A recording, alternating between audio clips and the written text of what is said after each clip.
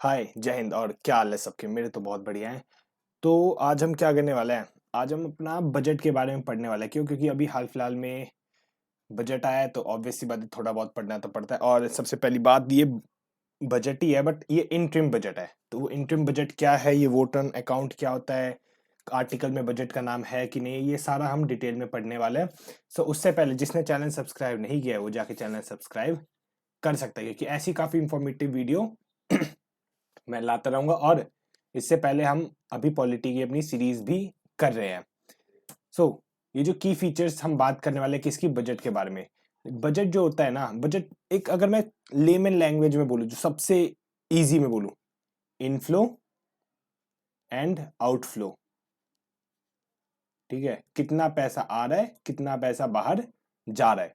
Simple सी बात है, इसे कहेंगे बजट। बट बजट जैसे तुमने ही बनाया हो कि भाई मेरे पास 2,000 रुपए है, मैं इधर जाना है, तो मैं 500 रुपए का ये रूम बुक हो जाएगा, 200 रुपए खाने में लग जाएंगे, 400 रुपए का ये हो जाएगा। ऐसे ऐसे करके जो तुम अपना बजट बनाते हो कि इतने रुपए में मुझे इतना इतना खर्च करना है, ये 2,000 रुपए मुझे कहाँ से लेना है, मुझे अपने मम्मी या पापा से, या मैं खुद अर्न करता हूँ तो मैं वहां से अपना अरेंज कर लूंगा। तो ये एक टाइप का क्या है, ये एक बजट ही कहलाता है तुम्हारा अपनी लैंग्वेज में। जो हम बनाते हैं 1 महीने का, बनाते हैं 2 महीने का। बट जब ओरिजिनल बजट होता है वो कितने का आता है? 1 साल का आता है कि नहीं? कि 1 साल में जो गवर्नमेंट है कहाँ से पैसा लाएगी और कहाँ पे स्पेंड करेगी, ये बात आपको क्लियर होनी चाहिए। तो इस बार का जो बजट आया, जो 2024-25 का है, वो सिर्फ 2 महीने के लिए आया है। आप कहोगे सर अभी तो आपने कहा कि 1 साल का बजट होता है, बट ये 2 महीने का क्या है, ये इंट्रिम बजट है। इन ट्रिम बजट। अभी इंट्रिम बजट क्या होता है ये हम अभी आगे डिटेल में पढ़ेंगे। तो बस इतना जान लो कि ये एक जैसे अंग्रेजों द्वारा दी गई चीज है कि अगर, क्योंकि अभी 2024 में इलेक्शन होने वाला है, तो इस पीरियड से लेके इस जब तक इलेक्शन तक कंट्री कैसे वर्क करेगी, कंट्री को कहाँ से पैसा आएगा, कहाँ पे उनकी स्पेंडिंग बढ़ेगी, ये सारी चीजें इस इंट्रिम बजट में बताई जाती है। क्या तक बात क्लियर है? और मिनिस्ट्री ऑफ फाइनेंस इसे लेके आते हैं, जो कि बजट डिवीजन जो होता है उनका मिनिस्ट्री ऑफ फाइनेंस के अंदर, वो इस बजट को पेश करते हैं, मतलब प्रेजेंट करते हैं। तो जब मैंने आपको अभी थोड़ी देर पहले बताया था इंट्रिम बजट और वोट ऑन अकाउंट की ये दो चीजें होती है। इंट्रिम बजट जो होता है मैंने आपको बताया था, इसमें क्या होता है, इनफ्लो इनफ्लो एंड आउटफ्लो, पैसा कहाँ आएगा और कहाँ जाएगा, ये इस इंट्रिम बजट में पता होता है। जिसे यहाँ लिखा रिसिप्ट एंड एक्सपेंडिचर, कहाँ से पैसा आएगा कहाँ जाएगा, और इस पे डिस्कशन होता है। ये बात याद रखना, कई बार आ जाता है इंट्रिम बजट और वोट अकाउंट पे क्या डिफरेंस। सबसे इंपॉर्टेंट चीज, इस पे डिस्कशन, विदाउट डिस्कशन, ये बिना डिस्कशन के वोटर अकाउंट को पास कर दिया जाता है, और इंट्रिम बजट को उसके लिए आपको डिस्कशन करनी चाहिए। इसमें क्या है, आपको इनकम और एक्सपेंडिचर दोनों का पता चलता है। इसमें क्या होता है, सिर्फ और सिर्फ एक्सपेंडिचर का बताया जाता है। अब एक्सपेंडिचर कहाँ से निकल के आता है? कंसोलिडेट फंड ऑफ इंडिया, वहां से जो भी एक्सपेंडिचर होगा उसके बारे में वोट ऑन अकाउंट में पता चलता है। ठीक है, ये बात क्लियर है? In budget have does not, हाँ, इसमें जैसे आप देखोगे parliament does not have the time to present full budget, क्योंकि अभी इलेक्शन होने वाला है तो फुल बजट पेश तो कर नहीं पाएंगे। इस वजह से इंटरिम बजट को लाया जाता है। It is general election round of corner in this election near by करनोली, हाँ ठीक है, जब इलेक्शन पास में होता है तब जाके ये बजट लाया जाता है। यहाँ पे देखो, इसमें expenses short period of time, ये भी सिर्फ शॉर्ट पीरियड ऑफ टाइम के लिए आता है। जो भी एक्सपेंसेस होता है उस पर वोट ऑफ अकाउंट बनता है। तो सिंपल सी बेसिक चीज है, यहाँ पे इनकम और आउटफ्लो दोनों बताया जाता है। वोट एंड अकाउंट में सिर्फ और सिर्फ एक्सपेंडिचर बताया जाता है। इस इंटरिम बजट में डिस्कशन होता है, वोट एंड अकाउंट में डिस्कशन नहीं होता। ये दोनों के दोनों शॉर्ट पीरियड के लिए ही आते हैं, शॉर्ट पीरियड के लिए आते हैं। यहां तक बात क्लियर? तो इस बार का जो हमारा बजट आया है वो आया है हमारा इंटरिम बजट। ठीक है, तो कोई कहे कि भाई बजट आया हमारा पूरा ओरिजिनल वाला, नहीं, फुल बजट नहीं आया, इंटरिम बजट आया, छोटा बजट। तो इसमें बात क्या की गई है? इसमें बात की गई है सबसे पहले गरीब कल्याण योजना। गरीब कल्याण, देश का कल्याण, मतलब अगर कहते हैं पॉवर्टी से अगर कोई आदमी बाहर निकलता है तभी जाके देश का विकास होना शुरू होता है। तभी लिखा है गरीब का कल्याण होगा तभी देश का कल्याण होगा। अब इसमें बताया कि डीबीटी के तहत सरकार ने कितने पैसे बचाए, 2.7 लाख करोड़ जो है सरकार ने बचाए। अब ये डीबीटी क्या है? डीबीटी है डायरेक्ट बेनिफिशियरी ट्रांसफर। डायरेक्ट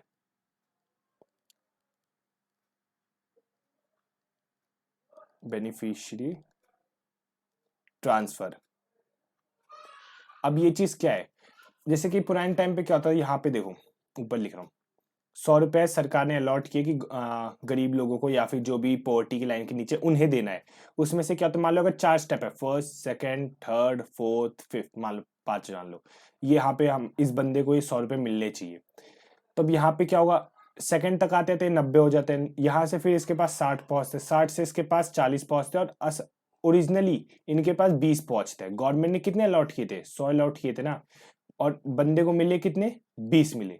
तो यहाँ पे जो 80 रुपए का गैप है, ये करप्शन में हो गया या इधर उधर के जो भी काम झाम में हो गए, ये सारे खर्च हो जाते थे। तो ये 80 रुपए तो आखिर वेस्ट गए ना, मिलने तो इस, ये जो बंदा है, जो पांचवा बंदा है, ये जो मोनू है, मोनू मान लेते हैं, ठीक है, मोनू को कितने मिलने चाहिए, 100, मिले कितने, 20। तो किसका नुकसान हुआ, गवर्नमेंट का, मोनू का भी, कि भाई मुझे तो 80 रुपए का नुकसान हो गया, गवर्नमेंट भी कह रहा है उसके 80 रुपए गए का किसी को पता नहीं है। तो डीबीटी क्या है, डायरेक्ट बेनिफिशियरी ट्रांसफर। अब क्या होता है कि ये जो मोनू है, या लिख देता हूं, ये जो मोनू है, इसने क्या किया, अपना एक बैंक में खाता बनाया, बैंक में खाता बनाया। अब जो गवर्नमेंट होगी वो क्या करेगी, डायरेक्ट ये जो 5 स्टेप है, 1 2 3 4 5, इन 5 स्टेप को एलिमिनेट करके सीधा इसके बैंक अकाउंट में पैसे पहुंच जाएगी। तो जो 100 रुपए गवर्नमेंट सप्लाई कर रही है, वो 100 रुपए मोनू को मिल रहे हैं। इसे कहते हैं डायरेक्ट बेनिफिशियरी ट्रांसफर। इसकी वजह से गवर्नमेंट ने कितने रुपए बचाए, 2.7 लाख करोड़ रुपए बचाए हैं। अगर मान लो ये 2.7 लाख करोड़ अगर हम इस तरीके से देते कि ये जो 5 स्टेप हो रहे हैं, जितने भी स्टेप्स है, जो मैंने एग्जाम्पल के लिए 5 लिखे, अगर इन 5 स्टेप से अलावा किया होता, तो फिर ये 2.7 लाख करोड़ सीधा करप्शन में चले जाते। यहां तक बात क्लियर है। अब दूसरी चीज, 25 करोड़ जो लोग हैं वो कहां से, मल्टी डायमेंशनल पॉवर्टी से बाहर निकल के आए हैं। अब मल्टी डायमेंशनल पॉवर्टी मतलब जितनी भी, हम पॉवर्टी सिर्फ एक बेस पे नहीं मान जाती, कई सारी जो चीज क्राइटेरिया होते हैं उसे कंबाइन करके हम एक मानते हैं कि हाँ ये पॉवर्टी की लाइन होनी चाहिए। तो उस पॉवर्टी की लाइन से 25 करोड़ लोग जो है वो बाहर निकले हैं। जैसे आप एक ग्राफ देख रहे हो, जैसे लिखा है decline of head count ratio, 2005 और 6 में कितने लोग पॉवर्टी में के नीचे थे, अप्रोक्सीमेटली 50%। अब देखते आ रहे हो तो तुम यहाँ पे 2022-23 में देखोगे तो 11% जो लोग हैं अप्रोक्सीमेटली, वो अभी पॉवर्टी लाइन के नीचे हैं। यहां तक बात क्लियर है। फिर ये जो चीज आती है, credit assistance to 78 lakh street vendors under PM Svanidhi Yojana. अब स्वनिधि योजना क्या है, एक सबसे इंपॉर्टेंट बात ये याद रख लेना, यहाँ पे कलर था चेंज कर लू ना, सेम सेम मिक्स हो जाता है। मैं पेन का, हाँ ये रहा, स्वनिधि योजना जो पीएम द्वारा चलाई गई है, इसमें क्या है, आपको लोन मिलता है। किन्हें लोन मिलता है, जो स्ट्रीट वेंडर्स होते हैं, स्ट्रीट वेंडर्स को लोन मिलता है, जो ठेला ये सब चलाते हैं उन्हें ये लोन मिलता है। अब ये जो लोन मिलता है ना, एक तो पहली बात तो लो इंटरेस्ट पे मिलता है। अगर बैंक आपको 4% पे लोन दे रही है, तो अगर कोई आप पीएम संविधि ये स्वनिधि योजना के तहत आओगे तो आपको 1% के हिसाब से मिल सकता है कि नहीं। उसके बाद से आपको क्या मिलेगा, आपको कोई कोलेट्रल, नो कोलेट्रल, आपको कोई भी कोलेट्रल देने की जरूरत नहीं है। कोलेट्रल मतलब जैसे जब भी आप कोई लोन लेने जाते हो, अगर आपको 100 रुपए का लोन चाहिए तो आपको कुछ ऐसी चीज गिरवी रखनी पड़ जाती है कि अगर आप 100 रुपए वापस ना कर पाओ तो वो जो चीज होगी वो बैंक या कोई भी आपकी जब्त कर लेगा। तो बट पीएम स्वनिधि योजना के तहत कोई कोलेट्रल देने की आपको जरूरत नहीं है, ये बात याद रखना। अब इसके तहत 78 लाख स्ट्रीट जो वेंडर्स है उन्हें क्या मिला है, लोन प्राप्त किए गए। 78 लाख स्ट्रीट वेंडर्स को लोन दिया गया है। अब ऐसा नहीं है कि आप स्ट्रीट वेंडर क्या कह रहा मुझे 2 करोड़ का लोन चाहिए, नहीं, पहले स्मॉल अमाउंट में, मान लो 5,000 हुए, फिर अगली बार उसने पे कर दिया तो 10,000, फिर 15,000, जैसे जैसे ट्रस्ट बढ़ता जाएगा उस बंदे के ऊपर, जैसे जैसे कि वो उस हिसाब से उसकी जो अमाउंट है वो धीरे धीरे करके इंक्रीज की जाएगी। यहां तक जो चीज है ये गरीब कल्याण देश कल्याण योजना के जो अंदर है आई गई है। ये बात फिर हम दूसरी के ऊपर अपना जंप करते हैं। अब दूसरा क्या है, एम्पावरिंग द यूथ। अब ऑब्वियस सी बात है, जब हमें इतने सारे लोग अगर पॉवर्टी लाइन से ऊपर उठ रहे हैं, आप जानते भी हो इंडिया एक यूथ कंट्री है, इंडिया अभी भी बॉर्न ले, मतलब एक टाइप से इंडिया में काफी सारे यूथ है, तो उन्हें एम्पावर करना पड़ेगा। उनका कहीं ब्रेन वॉश हो गए या फिर क्या कहते हैं ब्रेन डेड हो गए, किसी बाहर कंट्री में जाने से अच्छा, किसी बाहर कंट्री को कमा के देने से अच्छा हमारी कंट्री में ही हम ही को कमा के दे, उसे प्रेरित करने के लिए गवर्नमेंट ने ये स्कीम लेके आए थे, जिसके तहत जो 1.4 करोड़, कहाँ गया मैं, हाँ, 1.4 करोड़ यूथ जो है उन्हें ट्रेंड किया गया, किसके, स्किल इंडिया मिशन के द्वारा। मतलब 1.4 करोड़ यूथ को स्किल दी गई है, जिस स्किल की वजह से वो अपना रोजगार चला सकते हैं, देश को विकास करने में मदद कर सकते हैं। फिर उसके बाद fostering entrepreneurship aspirant youth 43 crore loan sanction under PM मुद्रा योजना। पीएम मुद्रा योजना के तहत क्या हो गया, 43 करोड़ लोन्स दिए गए हैं, किसे, एंटरप्रेन्योर्स को, कि वो अपना कोई नया बिजनेस सेटअप कर सके, अपने नए बिजनेस को डेवलप कर सके। जैसे आप यहाँ पे देख सकते हो कि पहले क्या था, बजट कितना था, 4,000 था, फिर 6,050 बजट अलॉट किया गया पीएम श्री बजट, इसके अंतर्गत। फिर उसके बाद आईआईटी जो है, आईआईटी पहले 16 हुआ करती 2014 में, अब 2023 में 23 है। एम्स 7 हुआ करते थे, अब 22 है। यूनिवर्सिटी 723 हुआ करती 2014 में, बट 2023 में 1,113 यूनिवर्सिटीज अभी है। तो इससे क्या है, नॉलेज मिल रही है, गेन मिल रहा है, स्किल्स मिल रहा है, तो जो बंदा होगा, जो यूथ होगा, वो अपने ही देश में रह के अपने ही देश को बेनिफिट देगा। इस योजना के तहत ये चीज मेंशन की गई है। फिर जब हम आते हैं वेलफेयर ऑफ फार्मर के ऊपर, ऑब्वियसली बात है फार्मर्स की भी बात की जाएगी कि फार्मर्स कौन होता है, हमारे अन्नदाता, क्योंकि उन्हीं की वजह से हमें क्या मिलता है, फूड प्रोवाइड होता है।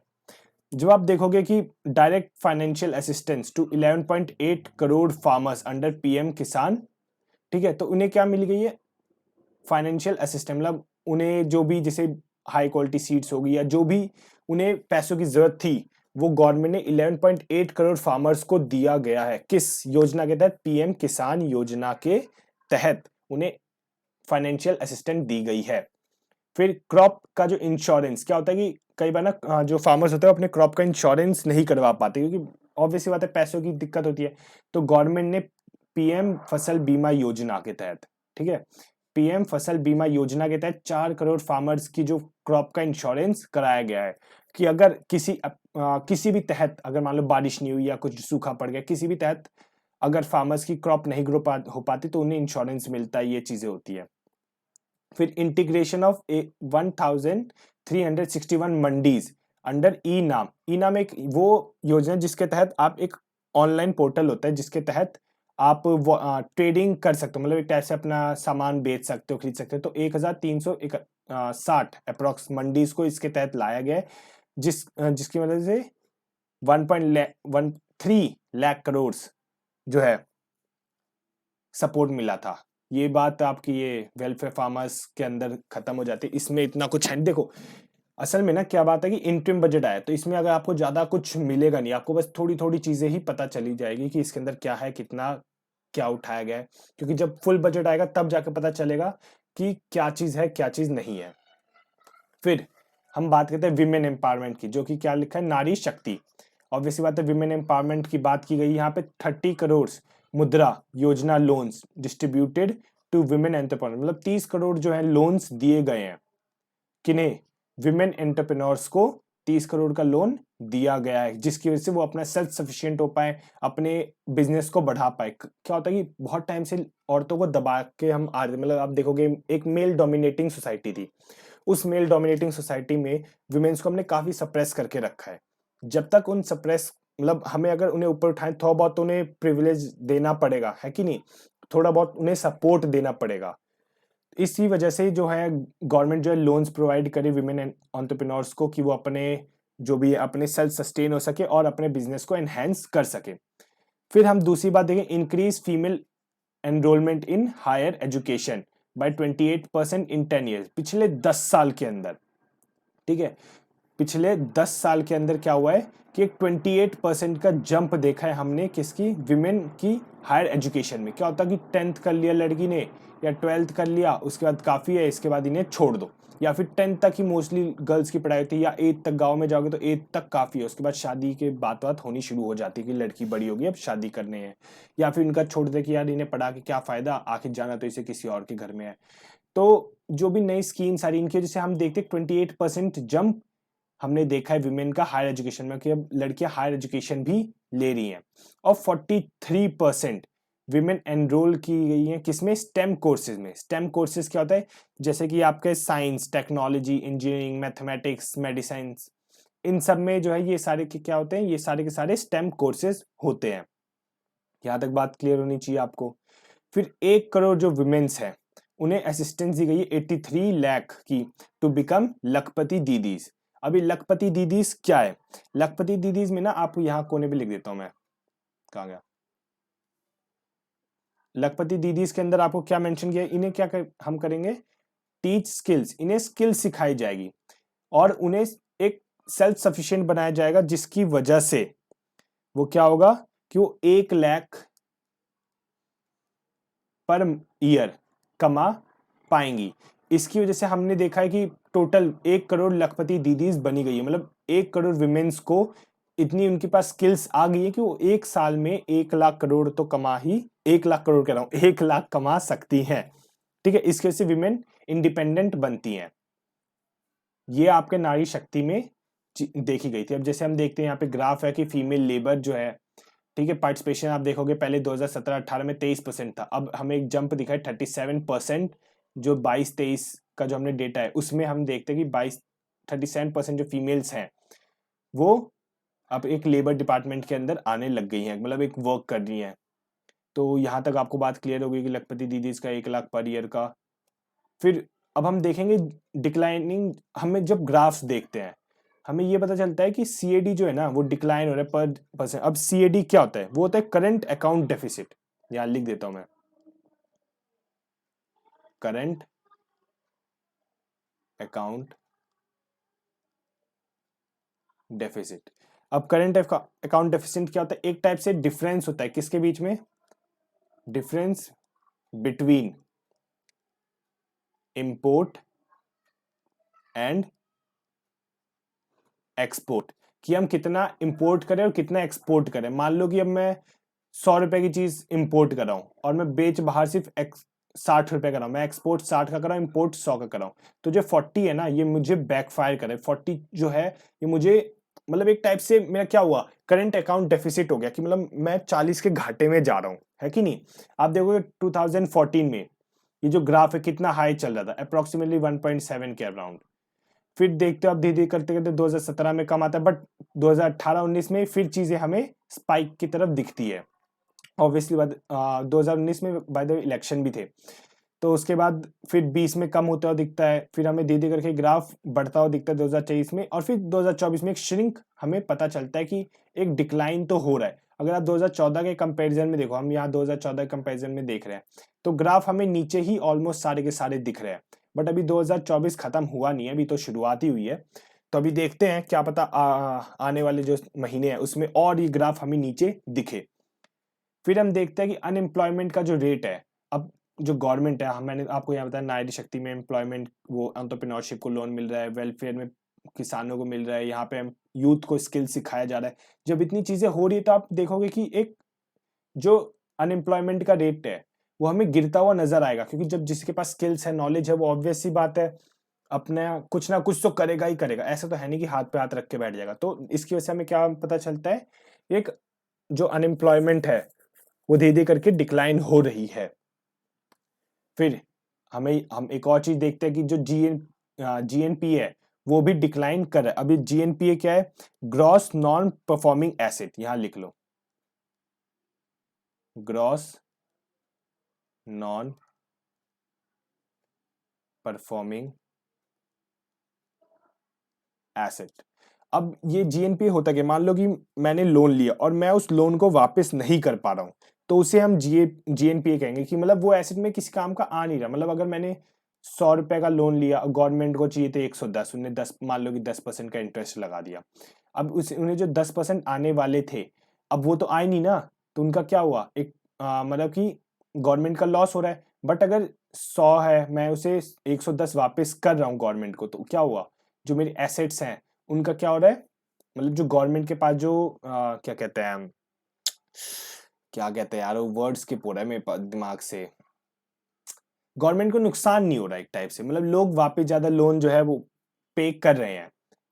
फिर आप देखोगे कि rising volume of digital transaction, जैसे कि 2018-19 के अराउंड पे क्या होता है, डिजिटल ट्रांजैक्शन आया था, क्योंकि हमें देखना था, मैंने यहाँ पे भी देखो आपको बताया था, यहाँ पे गरीब कल्याण वाले में, कि गवर्नमेंट क्या बैंक का खाता बना रही है, सीधा उनके पैसे दे रही, तो उससे कितना पैसा बच रहा था, 2.7 लाख करोड़ बच रहे थे।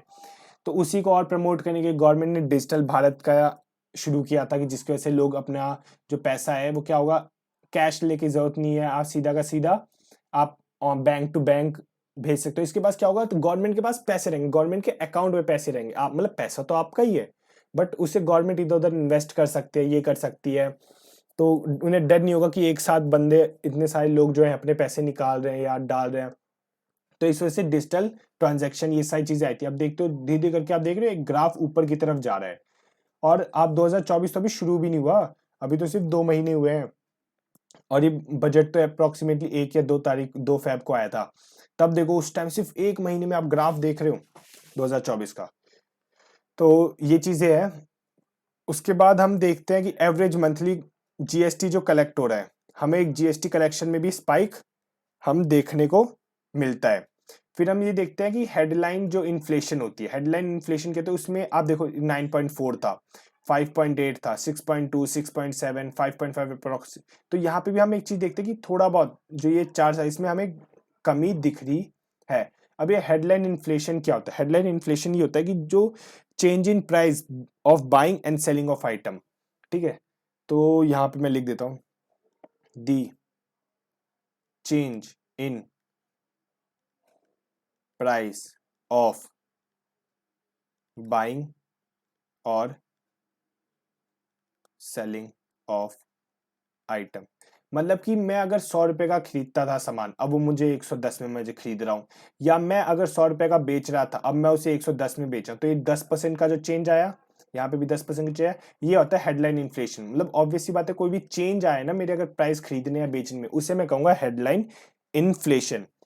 ऐसी एक और इन्फ्लेशन होता है जिसे हम कहते हैं कोर इन्फ्लेशन, यहाँ लिख देता हूं मैं, कोर इन्फ्लेशन। कोर इन्फ्लेशन में ना जितना भी हेडलाइन इन्फ्लेशन के अंदर होता है, हेडलाइन इन्फ्लेशन एक्सेप्ट, एक्सेप्ट क्या, except coal and food. Headline inflation का जितना भी प्रोडक्ट है सारा हम लेंगे ही लेंगे, बट हम कोल और फूड को एक्सक्लूड कर देंगे, बस यही है कोर इन्फ्लेशन का। हेडलाइन इन्फ्लेशन में से अगर आप कोल और फूड अलग कर दो तो वो आपका कोर इन्फ्लेशन बन जाता है। अब कोल और फूड क्या है ना, एक टाइप से बहुत अनस्टेबल चीज है, कभी भी प्राइस अप डाउन होता रहता है, इस वजह से हमने कोर इन्फ्लेशन जब काउंट करते हैं उसमें हम कोल और फूड को काउंट नहीं करते हैं। ये हमारे इस बजट में था। उसके बाद सबसे इंपॉर्टेंट चीज, हमें ये पता चलती है कि जो पैसा है हमारा वो कहां से आ रहा है। आप ये देखो 100 रुपए में से 28 रुपए जो है हम लोन ले रहे हैं, और कि बोरिंग फ्रॉम अदर लाइबिलिटीज। अब लोन कहाँ से होता है, जैसे आईएमएफ हो गया, वर्ल्ड बैंक्स हो गए, ये जो इंटरनेशनल चीज होगी, मॉनेटरी फंड हो गए, ये जो चीजें होती है यहाँ से हम लोन लेते हैं अपने देश को डेवलप करने के लिए। तो 100 रुपए में से 28 रुपए तो यहीं से आ रहे हैं हमारे। उसके बाद कहाँ से आ रहे हैं, हमारे जीएसटी जो टैक्स लोग जो दे रहे हैं, टैक्स के कलेक्शन की वजह से यहाँ पे इनकम टैक्स का 19% शेयर है। फिर हमारा जो कॉर्पोरेट टैक्स होता है उसका 17% है। फिर यूनियन एक्साइज ड्यूटी, जो एक्साइज ड्यूटी आप देखते होगे, आप कुछ बाहर से कुछ खरीद के लेके आ रहे हो, 100 रुपए का खरीद के ले रहे हो, बट आपको यहाँ पे 110 का मिल रहा है, तो हमें क्या है 10% की हमारी क्या लगी, एक्साइज ड्यूटी लगी। तो वैसे ये जो पैसे होते हैं यहाँ से जो हम 5% अर्न करते हैं, फिर non tax receive, non debit कर, ये कस्टम्स, इन सारी चीजों से छोटी मोटी जो चीज है यहाँ से हमें भी पैसा मिलता है। सबसे बड़ा जो चंक आता है वो कहाँ से आता है, बोरो करने से, लोन से। उसके बाद इनकम टैक्स से, फिर जीएसटी कलेक्शन, इन सब चीजों से आता है, कॉर्पोरेट टैक्स, ये जो चीज, ये बड़ी बड़ी चीजें हैं, ठीक है। अब हमारे पास पैसे आ तो गए, अब उन्हें खर्च भी तो करना है। अब जब इतना बड़ा चंक हम लोन से उठाते हैं तो एक बड़ा पार्ट देख रहे हो, हम 100 का ऑलमोस्ट 20% हम कहाँ दे रहे हैं, उनके इंटरेस्ट पे दे रहे हैं। यहाँ पे इंटरेस्ट पे खत्म हुआ। फिर उसके बाद देखते हो share, state share and taxes, मतलब कि 100 रुपए में से हम 20 रुपए स्टेट को दे रहे हैं, ठीक है। स्टेट को, स्टेट को, स्टेट को, स्टेट को, इसी 20 रुपए में से हम स्टेट्स को डिस्ट्रीब्यूट कर रहे हैं। ये state share and tax duties के अंदर आता है। उसके बाद central sector scheme. Central sector scheme क्या होता है, इसके अंदर जो यूनियन गवर्नमेंट है, यूनियन गवर्नमेंट जो है वो अपना 100% पैसा लगाती है स्टेट्स के अंदर कि एक टाइप से, या उनकी जो स्कीम्स होती है यूनियन गवर्नमेंट की चलाने के लिए, ठीक है। सारा अब यूनियन गवर्नमेंट लेके आई तो ऑब्वियसली बात है उससे फंड भी कौन करेगा, यूनियन गवर्नमेंट करेगी। फिर आप कहोगे यहाँ पे एक सेंट्रली स्पॉन्सर्ड स्कीम भी है, ये क्या चीज है? सेंट्रल स्पॉन्सर्ड में क्या होता है कि जैसे ये स्टेट है और ये यूनियन गवर्नमेंट है, ठीक है, यूनियन लिख देता हूँ, यहाँ पे स्टेट गवर्नमेंट। जो स्टेट क्या होता है कि 60-40 का रेशियो होता है, मतलब अप्रोक्सीमेटली 40% स्टेट देता है, 60% यूनियन गवर्नमेंट देती है। बट कई केसेस में मान लो कि जैसे जो नॉर्थ ईस्टर्न स्टेट होगी या स्टेट जो बहुत ही कम अपने आप को, जिनका क्या कहते हैं इनकम है, वो 10% देती है, यूनियन 90% खर्च करती है, ये आ जाता है आपके अंदर। फिर आप देखोगे पेंशन पे हमारा 4% जाता है, 100 में से 4 रुपए हमारे पेंशन के ऊपर खर्च होता है। Financial commission and other transfer, जो भी फाइनेंशियल कमीशन लेके आते हैं कि हमें यहाँ पे पैसे की जरूरत है, वहां पे 8% खर्च होता है। फिर पेंशन के अंदर हमारा 4% खर्च हो गया। फिर डिफेंस के अंदर हम टोटल 8% अपना खर्च करते हैं। डिफेंस के अंदर तो खर्च करना चाहिए क्योंकि जितनी भी हम चीजें देख रहे हैं सारे के सारे अब डिफेंस के ऊपर बन रहे हैं। अगर हम डिफेंस को अपना स्ट्रांग नहीं करेंगे तो हमारा देश स्टैंड नहीं कर पाएगा। फिर 6% जो है वो कहाँ पे हो रहा है, सब्सिडीज के ऊपर। आप देखते होगे कि आप 100 रुपए की चीज है, आपको उस चीज पर 80 की मिली, तो ये क्या 20 रुपए की आपको क्या मिली, सब्सिडी मिली। तो जो खर्च हो रहे, ऐसा तो है नहीं कि हवा से पैसे आ रहे हैं, गवर्नमेंट उस 20 रुपए को पे कर रही है आपके बिहाफ पे, ठीक है। अदर एक्सपेंसेस, यहाँ देखो अदर एक्सपेंसेस में 9% को जो भी आ जाता है, कहते हैं कि थोड़ा बहुत तो यार अपना एक्स्ट्रा पैसे लेके चलो, क्या पता कुछ और खर्च हो जाए, वही अदर एक्सपेंसेस में इंक्लूड होता है। हो, गला दर्द हो गया मैं बोलते बोलते। फिर अब आप कहोगे रेवेन्यू रिसिप्ट क्या है, कहाँ गया, हाँ रेवेन्यू रिसिप्ट। एक टाइप से पहले देखो यहाँ पे मैं लिख लेता हूँ BUD। बजट रिसिप्ट के अंदर दो चीजें आती हैं, क्या? एक तो आता है रेवेन्यू रिसिप्ट, दूसरा आता है आपका कैपिटल रिसिप्ट। आप देखते हो कि एक रेवेन्यू रिसिप्ट ना बढ़ता हुआ आपको दिख रहा है सबसे पहली बात तो। अब ये रेवेन्यू रिसिप्ट है क्या, इसकी वजह से ना, बिकॉज ऑफ दिस ये एस लिख लेना, ठीक है। बिकॉज ऑफ दिस गवर्नमेंट की जो लाइबिलिटी होती है, लाइबिलिटी जो होती है वो इंक्रीज नहीं होती, ठीक है। गवर्नमेंट की लाइबिलिटी इंक्रीज नहीं होती, ना ही नॉर गवर्नमेंट का वेल्थ कम होता है, ना ही गवर्नमेंट की लाइबिलिटी बढ़ती है, ना ही गवर्नमेंट का वेल्थ कम होता है। और रेवेन्यू रिसिप्ट के भी अंदर ना दो चीजें होती हैं, दो चीजें, एक होती है टैक्स रेवेन्यू, टैक्स रेवेन्यू, दूसरा आता है नॉन टैक्स रेवेन्यू। एक टाइप से गवर्नमेंट कहां से पैसा ला रही है, ये चीज होती है आपके ये रेवेन्यू रिसिप्ट में कि कहां से पैसा आपका आ रहा है। अब टैक्स रेवेन्यू के अंदर जो होता है ना, इसके अंदर भी दो चीजें होती हैं, एक होती है डायरेक्ट टैक्स और एक होता है इनडायरेक्ट टैक्स। कहोगे सर कितना आप इसके अंदर ही अंदर घुसे जा रहे हैं। अब डायरेक्ट टैक्स में पता है क्या होता है, जो बर्डन आता है, बर्डन किस पे आता है, डायरेक्टली आता है, और किसके ऊपर, डायरेक्टली टू पर्सन, सीधा आपके ऊपर बर्डन आएगा। जैसे कि इनकम टैक्स, इनकम टैक्स में क्या हो रहा है, आपने 100 रुपए कमाए, गवर्नमेंट को इतना टैक्स चाहिए, तो ये सीधा बर्डन किसके ऊपर है, आपके ऊपर आ रहा है। फिर उसके बाद कॉर्पोरेट टैक्स, आपकी कंपनी ने इतना प्रॉफिट किया, ये कि अब आपको इतना पे करना पड़ेगा। फिर जो भी एक्सपेंडिचर टैक्स, आपने कितना खर्च किया उसके ऊपर भी जो आपको टैक्स देना पड़ता है, जमीन खरीदोगे उसके ऊपर टैक्स आता है, ये सारी चीजें होती है। अब ये डायरेक्ट टैक्स क्या है, सीधा आपके ऊपर पड़ता है। इनडायरेक्ट टैक्स में क्या होता है, जो बर्डन होता है ना वो किसी और आदमी पास ऑन कर दिया जाता है। अब आपको किसी और आदमी पे अपना बर्डन कैसे पास किया जाता है, burden is passed on someone else, someone else, या समवन एल्स को कह देंगे हम एंड कंज्यूमर, एंड कंज्यूमर। अब एंड कंज्यूमर कैसे, मान लो एक एग्जांपल लेता हूं, कोई सेल हुई, ठीक है, सेल जैसे ले लेते हैं हम सेल टैक्स का, ठीक है। अभी सेल टैक्स है, अब आपको मान लो ये दुकानदार है वो 10 रुपए में सामान बेच रहा है, मान 100 रुपए में सामान बेच रहा है, गवर्नमेंट ने कहा कि मुझे जो सेल टैक्स है ना वो मुझे 10 रुपए चाहिए। तो अब जो दुकानदार होगा, अब दुकानदार अपनी जेब से तो देगा नहीं, दुकानदार इस 100 रुपए का सामान कितने में आपको देगा, 110 रुपए में। और आपको कितने, आप तो 110 दोगे, है कि नहीं, आप कितने दोगे, 110। आप क्या हो, एंड कंज्यूमर, क्योंकि आपको वो चीज चाहिए ही चाहिए। अब इस 110 में से 100 रुपए तो दुकानदार अपने पास रख लेगा और 10 रुपए किसे दे देगा, गवर्नमेंट को दे देगा। तो दुकानदार को तो कोई नुकसान नहीं हुआ ना, दुकानदार पहले भी 100 कमा रहा था, अभी भी 100 कमा रहा है, गवर्नमेंट भी बीच में करने लगी। अब बर्डन किस पे आया था, जो बर्डन आया था दुकानदार पे आया था, बट दुकानदार ने बर्डन किस पे टाल दिया, एंड कंज्यूमर पे, आपके और हम जैसे नॉर्मल आम आदमी पे या नागरिक पे। ठीक है, नागरिक कहना ज्यादा सही है, जेंडर इक्वालिटी के बेस पे। तो यहां तक बात क्लियर हो जानी चाहिए कि बजट रिसिप्ट में क्या है। बजट रिसिप्ट के अंदर रेवेन्यू आता है, रेवेन्यू रिसिप्ट आता है, और कैपिटल रिसिप्ट आता है। कैपिटल रिसिप्ट क्या है अभी हम आगे पढ़ेंगे। रेवेन्यू के अंदर बिकॉज ऑफ दिस गवर्नमेंट क्या होता है, लायबिलिटी बढ़ती नहीं है, ना ही गवर्नमेंट का वेल्थ बढ़ता है। और फिर ये दो टाइप के होते हैं, पहला टैक्स रेवेन्यू, दूसरा, यहाँ कलर कर देता हूँ कि थोड़ा पता चल जाए, है ना, यहाँ लिख देता हूँ, टू टाइप। ठीक है, दो टाइप के होते हैं, एक टैक्स रेवेन्यू आ जाता है और दूसरा नॉन टैक्स रेवेन्यू आ जाता है।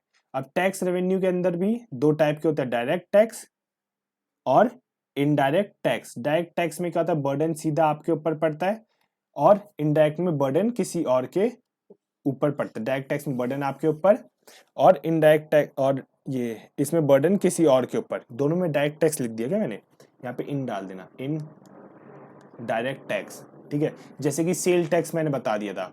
उसके बाद आपका आ जाता है कस्टम टैक्स, कस्टम हो गया, या फिर एक्साइज टैक्स हो गया, एक्साइज जो ड्यूटी लगती है उसके ऊपर, या सर्विस टैक्स, या जीएसटी। ठीक है, जीएसटी इसके अंदर इंक्लूड होता है। ठीक है, ये सारी चीजें क्या होती है, इनडायरेक्ट टैक्स के अंदर आती है। अरे ये क्या है? अच्छा, कैपिटल रिसिप्ट। अब जैसे मैंने बताया था कि डायरेक्ट वो बजट रिसिप्ट के अंदर ही, बजट रिसिप्ट के अंदर ही आता है आपका क्या, कैपिटल। ये जो है सेकंड पार्ट है। ठीक है, मतलब पहला तो रेवेन्यू रिसिप्ट आता है, दूसरा आता है कैपिटल रिसिप्ट। इसमें क्या होता है, जो अमाउंट होता है ना, इसकी वजह से गवर्नमेंट की लायबिलिटी बढ़ती है और वेल्थ कम होता है। कैपिटल रिसिप्ट में क्या होता है, जो गवर्नमेंट की जो लायबिलिटी है वो क्या होती है, बढ़ती है, और गवर्नमेंट का जो वेल्थ होता है घटता है। अगर ये जितना ज्यादा रहेगा ना, उतना ही ज्यादा गवर्नमेंट की लायबिलिटी बढ़ती रहेगी और उनका वेल्थ खत्म हो जाएगा। बट आप देख रहे हो एक टाइप से डिक्लाइन आ रहा है, मतलब गवर्नमेंट की लायबिलिटी उतनी नहीं हो रही और गवर्नमेंट का वेल्थ भी उतना ज्यादा खर्च नहीं हो रहा। अब इसके अंदर क्या क्या आ सकता है, जैसे recovery of loan, recovery of loan, किसी ने लोन ले लिया, अब लोन दे ही नहीं रहा। ठीक है, या फिर लोन वापस कर दिया उसने, तो उसके लोन दे ही नहीं रहा, हाँ ये मान लो। ठीक है, डिस इन्वेस्टमेंट, डिस इन्वेस्टमेंट क्या हो गया, एक मिनट रुकना।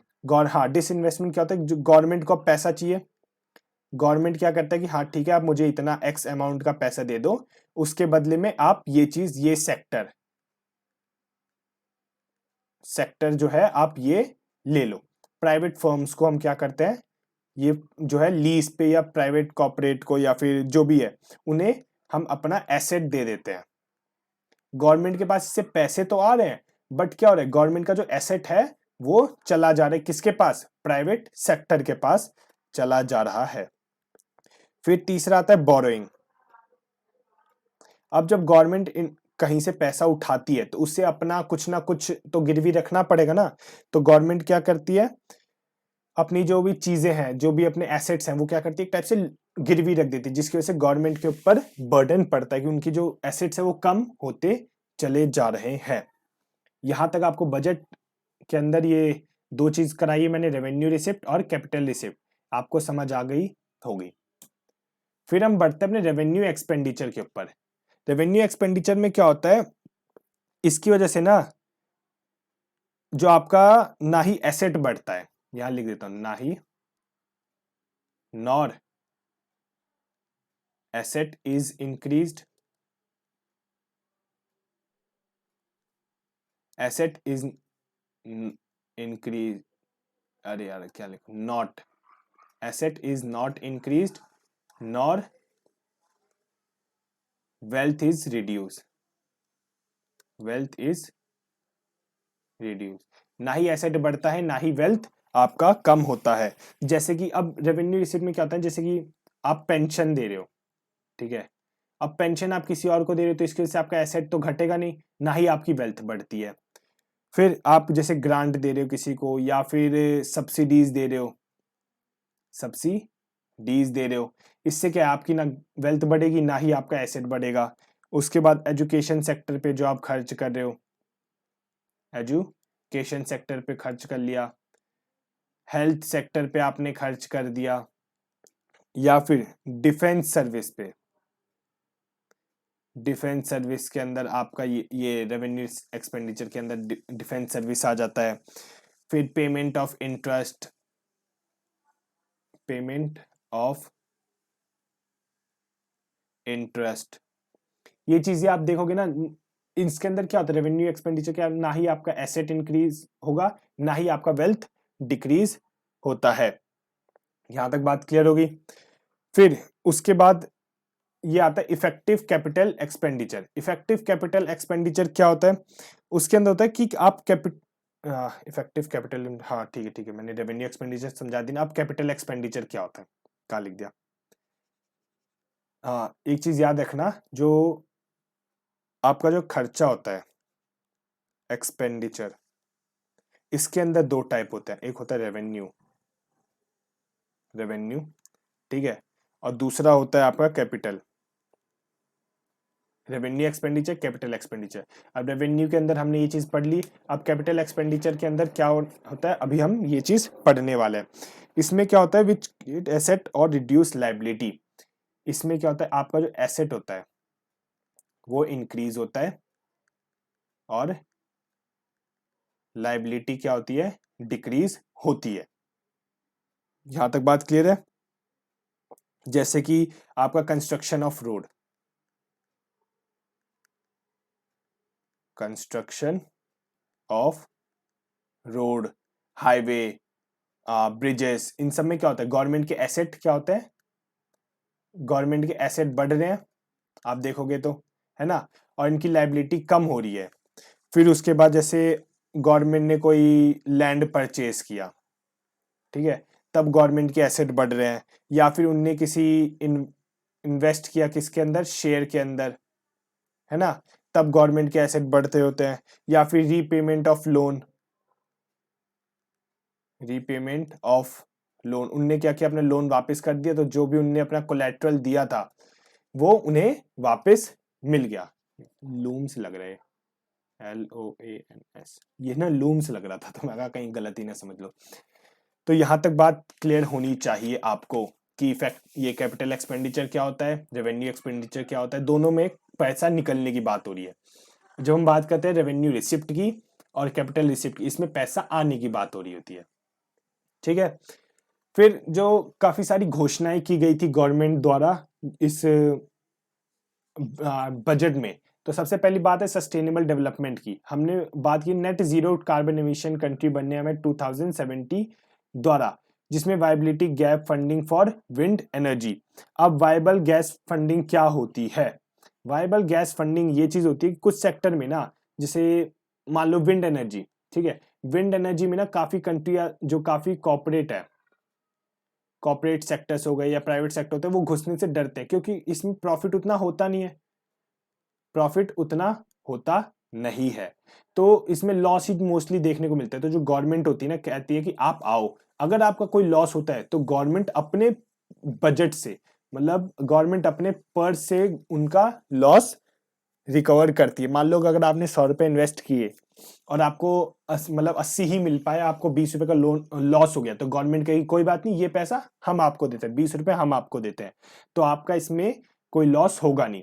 तो इसलिए viability gap funding for wind energy, मतलब कि अगर आप विंड एनर्जी में आप पैसे लगा, मतलब अपना पैसा लगा रहे, तो अगर आपको लॉस होता है तो गवर्नमेंट आपको वो पैसा देगी।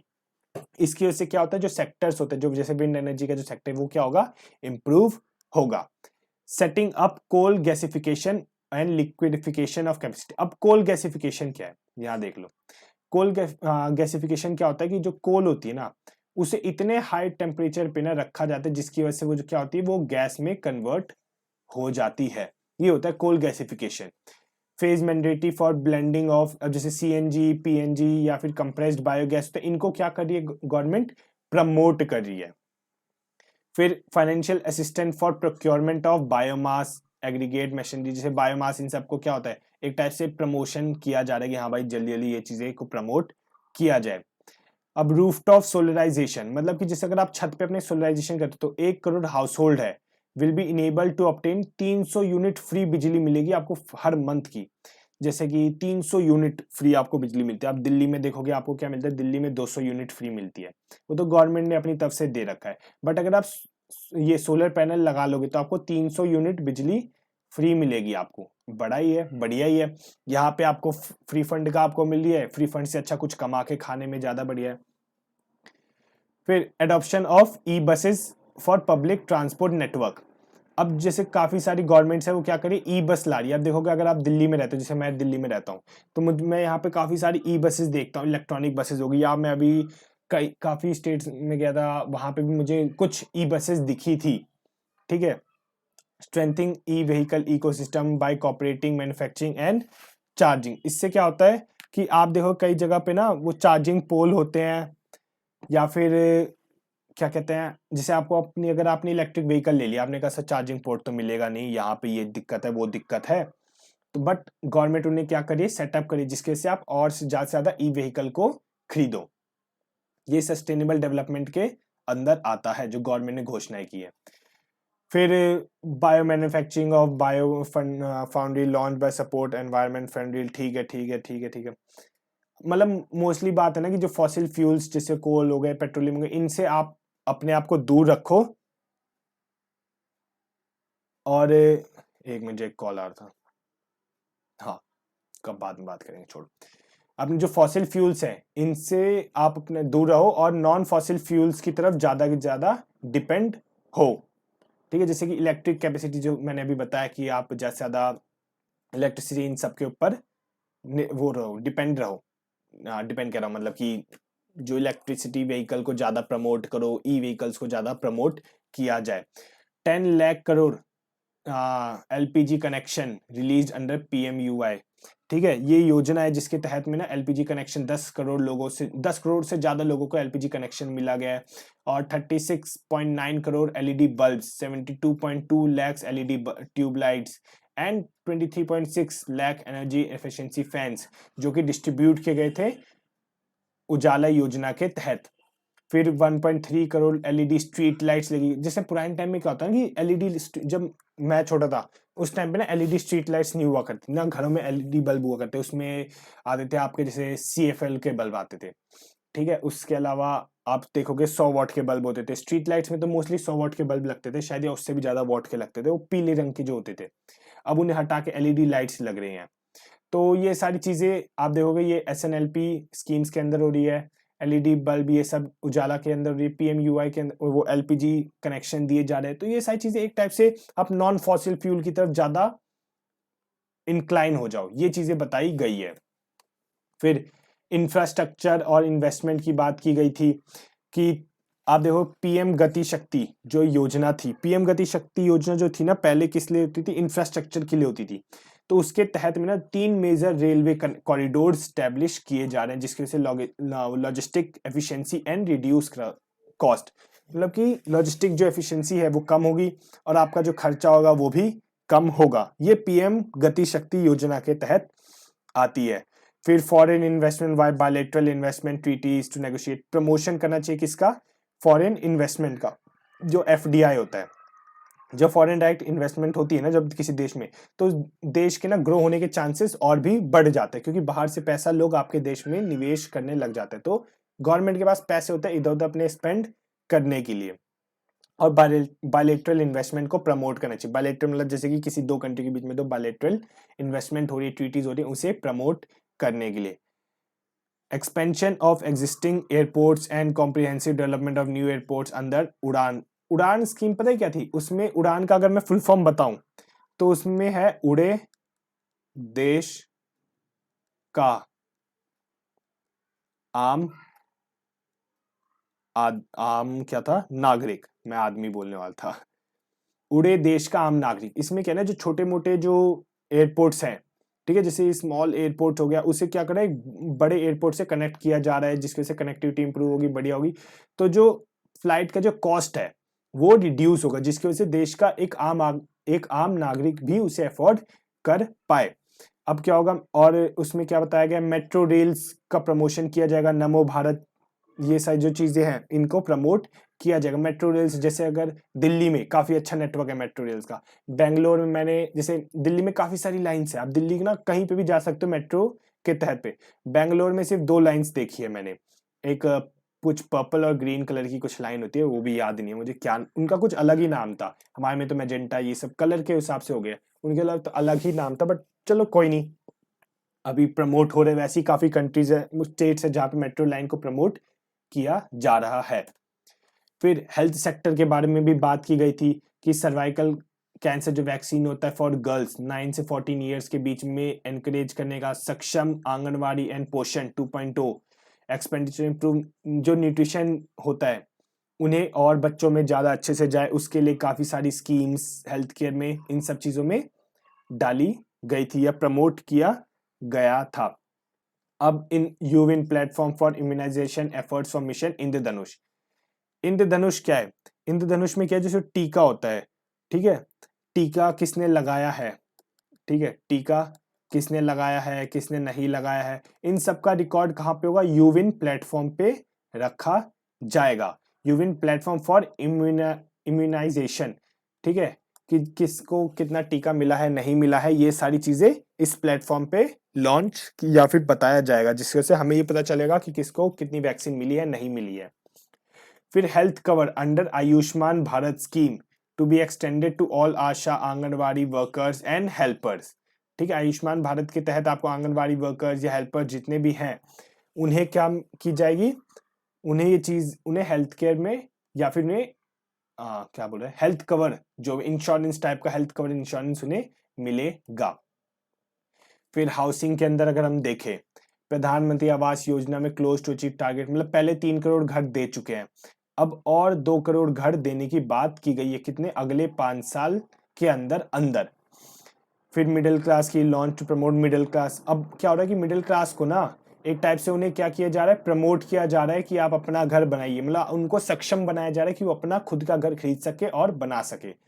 आप देखोगे कि इतने रुपए जो है 79,590 करोड़, 80,670 करोड़, इतने रुपए स्पेंड हुए गए हैं किसके लिए, हाउसिंग के ऊपर। 2023-24 में इतने अप्रोक्सीमेटली 80,000 करोड़ हुए हैं।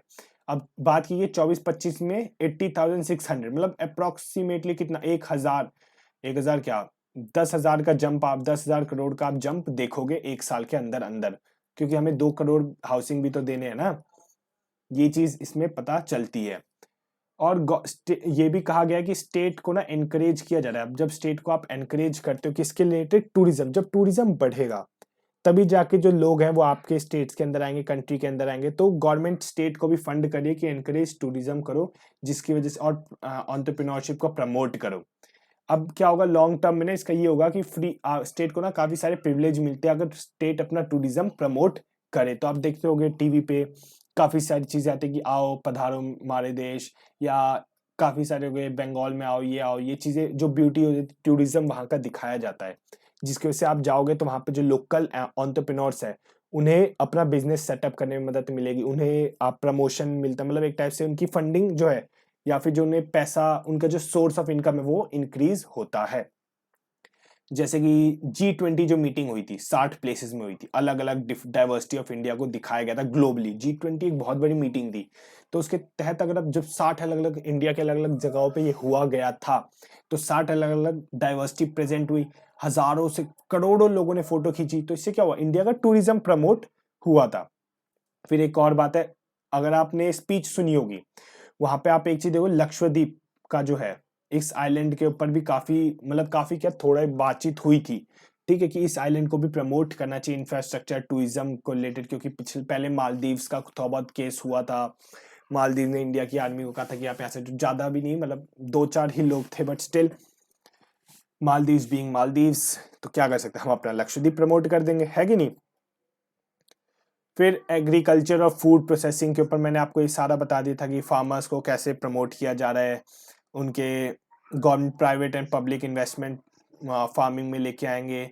फिर एग्रीकल्चर एग्रो क्लाइमेट जोन, मतलब एग्रीकल्चर को प्रमोट किया जाएगा, ऑयल सीड्स उन्हें दी जाएगी, जिसकी वजह से क्या होगा, आत्मनिर्भर बनेंगे हम। फिर कॉम्प्रिहेंसिव डेयरी प्रोडक्ट्स, जो भी डेयरी डेवलपमेंट्स है उन्हें प्रमोट करने की बात की गई है। और जो फिशरीज है उन्हें, जिसे आप देखो प्रधानमंत्री मत्स्य संपदा योजना के तहत में क्या होगा, एक्वा कल्चर को प्रमोट किया जाएगा। ये चीजें एग्रीकल्चर और फूड प्रोसेसिंग के अंदर में बताई गई थी।